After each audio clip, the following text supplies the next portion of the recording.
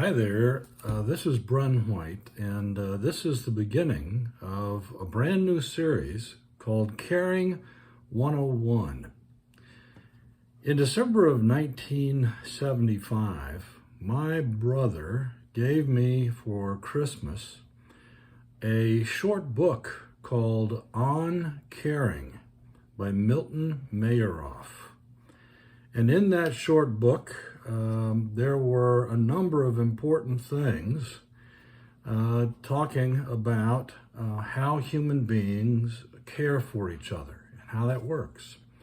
And so since that time, I've probably read this little book 25 times at least, and continue to make notes and underline, and it has been the basis for a lot of what I have done as a human being throughout my adult life. This is, of course, related also to directly to the teaching of Jesus Christ, but we are going to begin talking in this series in such a way about human caring that everybody on the planet can benefit. Every person can understand the importance of caring and how it works and how to get better at caring for others.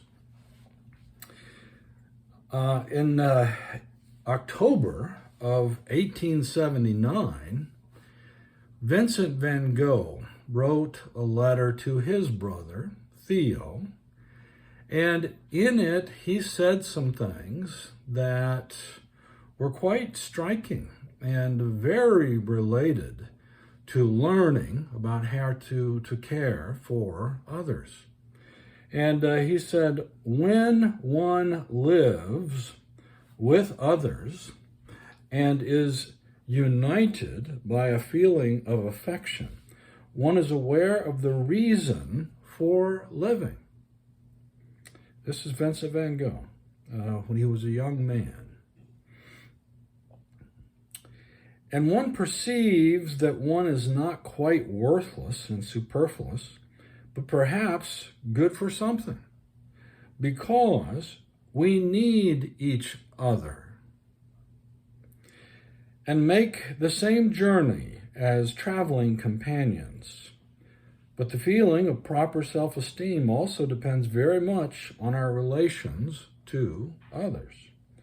Like everyone else, I feel the need of relationship and friendship, of affection, of friendly interaction, and I am not made of stone or of iron, like a street pump or a lantern pole.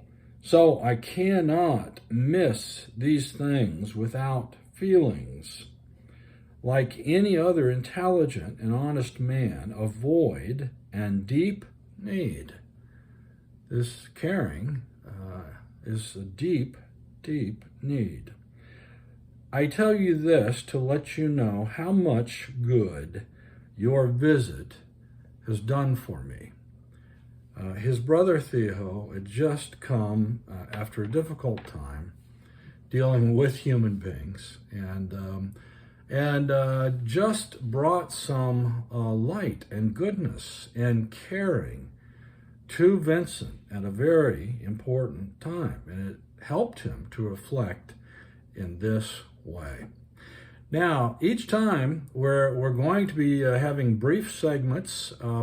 We're going to be talking about what humans need, what they need most. And on that list is attention, nurturing from the time that human beings are babies and children.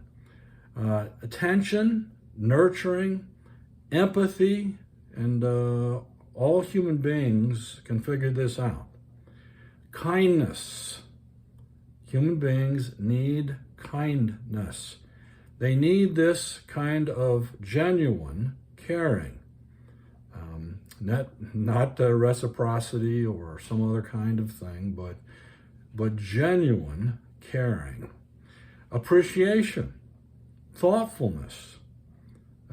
Human beings need to be known. It takes some energy to get to know someone in a meaningful way. To be listened to. Humans need this badly. Jesus' apostles talked about this directly. To be respected, valued, to be affirmed. Human beings need this. Whenever you're a part of something or somebody is perpetrating something that does not do this, is the opposite of this, you know that it's wrong. It's against God and it's against humanity. This is something to be known intuitively by all human beings. To be lifted up in some way. Humans need to hear the truth. The truth. They need honest feedback, and they need the truth. They need continual learning.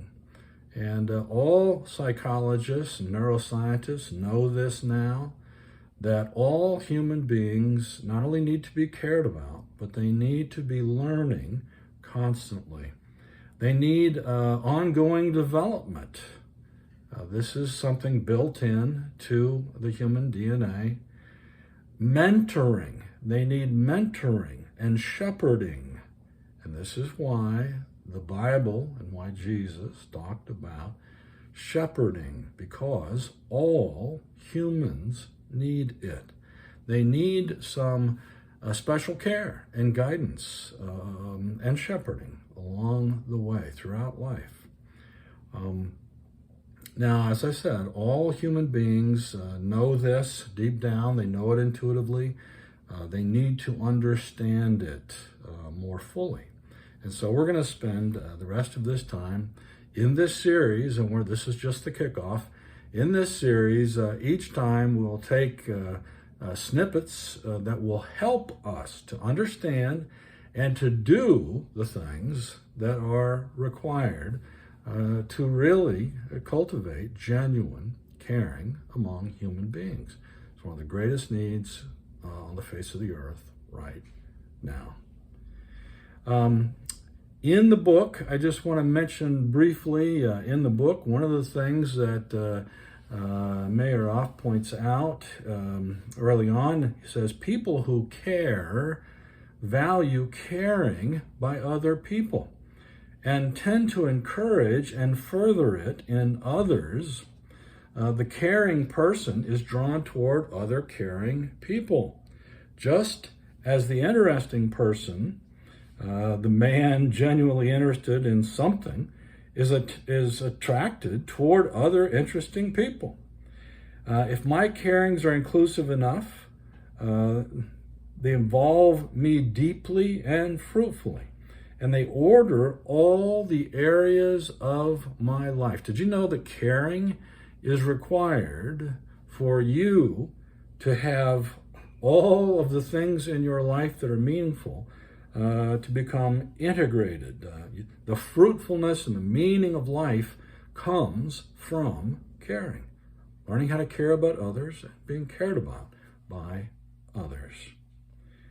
And he finishes out, he says, this results in a harmonizing of self with the world that is deep-seated and enduring. Such harmony contrasts not only with a fragmented self in the world of unrelated experiences, but he goes on, if caring is to take place, not only are certain actions and attitudes on my part necessary, but there must be a developmental change in the other as a result of what I do. Now, this is a beginning insight to what it means to care. And he says, finally, I must actually help the other person to grow. That's what caring means, is that you don't have designs on them. You're not trying to manipulate them. You care about them in such a way you want them to grow. And because of it, you grow. As you care for others, you are benefiting from the caring process. If there is basically no growth, then whatever else I may be doing, I am not caring. Now, this sets us up for the entire series. I hope that you will listen to this again, that you'll think about these things, reflect on these things, and we'll pick up next time. So, join me again next week for the next installment of Caring 101. Thank you so much for being a part of this new series.